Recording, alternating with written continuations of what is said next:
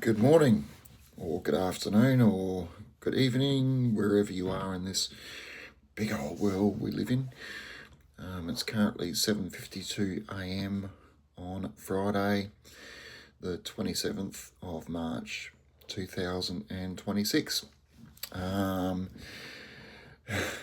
Yes, M. St. G, you got it. As Roy Orbison once said.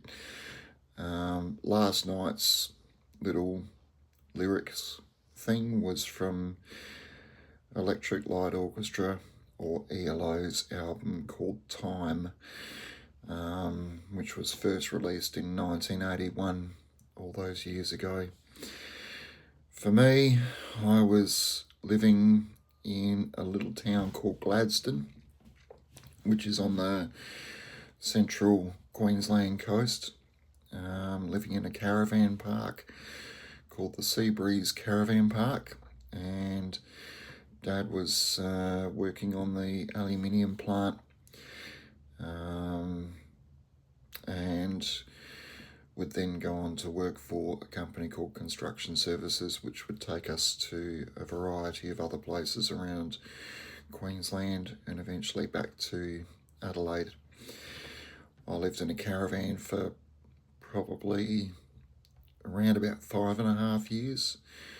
And yeah, Gladstone was a place that I'll always remember. We joined the Bow Hunters Club up there, where we did field archery, and we also watched the first space shuttle take off from the US.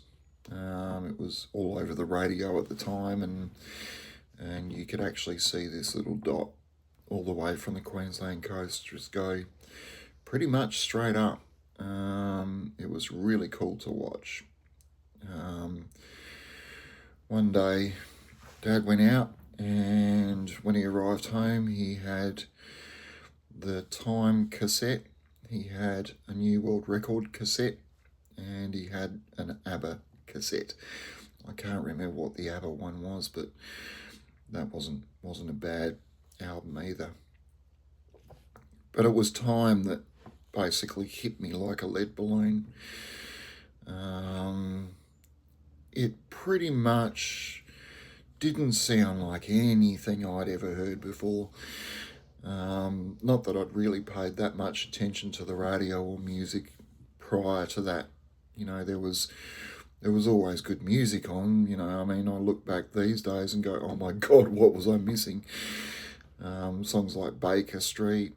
There was Ozzy Crawl with songs like Downhearted, which still mean a reasonable amount to me, but not as much as Time. When I first heard those first notes from Prologue, on the coming through the speakers, it was like my little mind was just blown away. And then of course, the song sequenced into Twilight, and then that drum solo right at the beginning, which just sets up the entire album. It was like, holy mackerel, this is amazing. But yeah, the album was released in 1981, like I said. It was the second concept album, technically, by ELO, the first one being El Dorado. And this one was about a time traveller, I suppose, a bloke who's in a relationship with a girl by the name of Julie, and all of a sudden he gets transported to the year 2097, and has to come to terms with the fact that he lives in a completely different world now. And the song goes through various things. He realizes that the girl he lives with is still called Julie, but she's different. She's not quite the Julie that he realize or recognizes. And then he realizes that she's an IBM. which, I mean, we all know as a personal computer back then, but, you know, I mean, it's basically I suppose, a cyborg or something like that. And, you know, he's supposed to be in love with her, but he's not really sure. So then he goes wandering the streets and realizes that it's the same, but it's not quite the same. You know, the ivory streets, the plastic flowers, and he wishes he was back in 1981. Which is kind of weird considering the album was written in about 1980, 81 anyway, so, you know.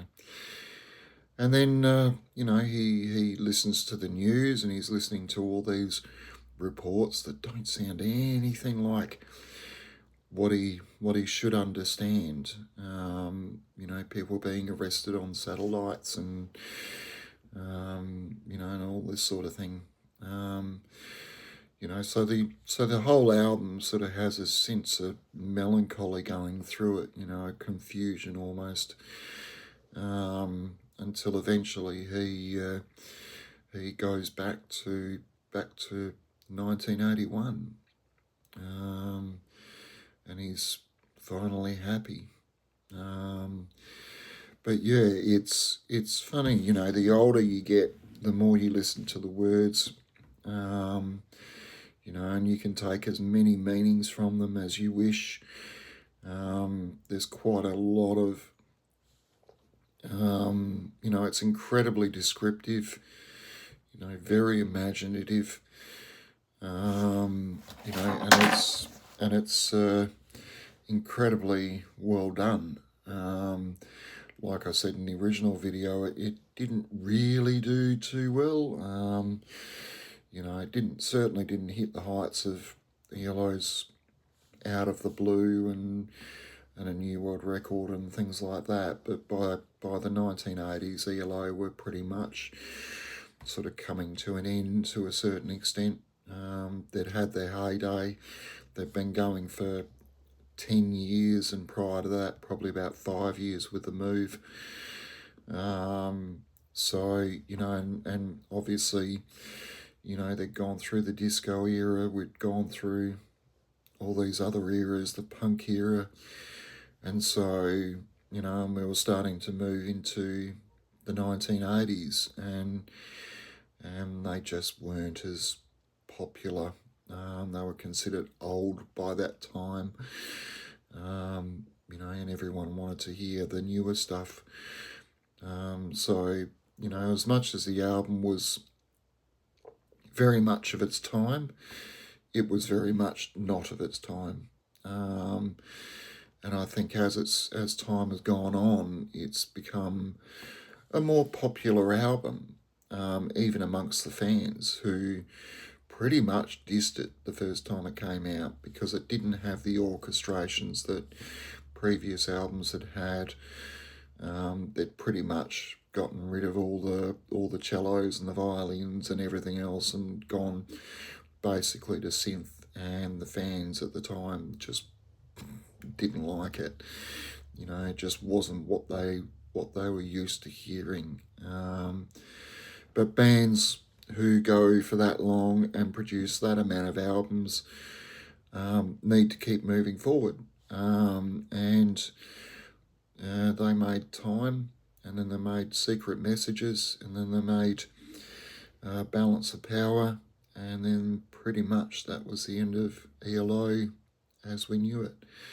It still goes to this day, although Jeff Lynne is pretty much retired now. He doesn't, I mean, I'm sure he's still making music. He'll do that until the day he dies, but I doubt very much whether a lot of it will ever be released, probably until after he passes away. You know, he did do a concert a couple of years ago, but unfortunately had to pull out because of an accident, which disappointed a lot of people, but that's life. And to be honest with you, I'd still rather live in a world where he exists than him pushing himself to the absolute limits, unfortunately, like Tom Petty did, and pass away prematurely. So, you know, there's always the possibility of more Jeff Lynne albums. although I haven't really gotten into the last few. But yeah, Time remains it and a bit as far as I'm concerned. Maybe it's because the first time I heard music, it stuck with me. And I still listen to it to this day. It means different things now as compared to when I was 10 years old. But that's part of growing up, I guess. That's part of experiencing life and understanding the meaning behind things a little bit more. And for all music, we take what we like out of it. The same music doesn't mean the same things to different people. But yeah, Time is one of those albums that has a pretty good tune all the way through. The words are fantastic. And yeah, I'll love it until the day I pass, which sure as hell won't be 2097. And none of us, of this age will see that. But who knows how right it'll be. At the rate we're going, probably not too far wrong. But we won't be around to see it anyway. So yeah, 4 little tunes: Ticket to the Moon, Rain is Falling, 21st Century Man, and When Time Stood Still. When Time Stood Still, by the way, is an interesting one. It first appeared actually on a box set called Afterglow, and none of us had actually ever heard of it. It was one of these tracks that was clearly produced at the same time, clearly recorded at the same time, but it just never made the album. So it wasn't actually on the original album. But it, like Julie Doesn't Live Here Anymore and The Bouncer, were all actually added to the extended version of Time back in around about 2005, 2006. And I remember hearing that album for the first time again back then. And yeah, it still gave me goosebumps. I mean, it still does. It does something to the inside of you when something means that much to you, and all the memories come flooding back from that time. So yeah, and it kind of has that little bit of a science fiction-y theme going all the way through, which I like. But there's also the heartbreak and the sorrow, and then there's the happiness and the joyfulness of exploring something you've never seen before. But yeah, I mean, just things like remember the good old 1980s when things were so uncomplicated. I don't know whether I'd go back again.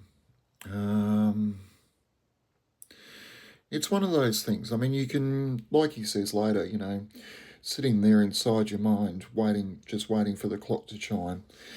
Though you ride on the wheels of tomorrow, you still wonder the fields of sorrow, what will it bring?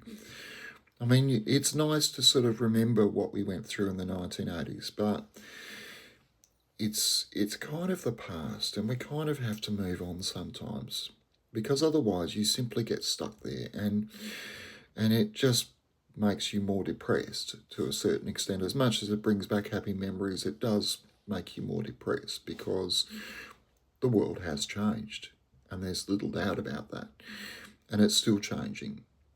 But things are still the same. The trees are still growing, the grass still grows, the flowers still bloom, the sun still comes up every day, the stars are still there. The basics are still there from 1981. Not much has changed. It's just that we've gotten older, and sometimes we have to put aside what we believe or what we remember and go, you know what? Life is still there to be enjoyed. Nothing, that side of things hasn't changed. So, as much as it's nice to listen to these albums, and I do regularly with this one in particular, life is still there. it is still to be enjoyed, and there's nothing wrong with that. I've got work to do, and I will catch you guys later. I'm off out bush tonight and probably stay there tonight and Saturday night and come home Sunday, because that's what I do. Boring life, I know. Spend all day on the computer drawing houses, then go out bush on Friday, and repeat the same process. But anyway, that's what I do. I'd be interested to know what you guys do. You're hearing me, but don't really know what you guys do on the weekend. But maybe comment, And anyone who's watching this for the first time, terribly sorry. But yeah, subscribe. I'm trying to make things fun, sort of. Not, maybe, I don't know. You tell me. Have a great day. And a great weekend, by the way.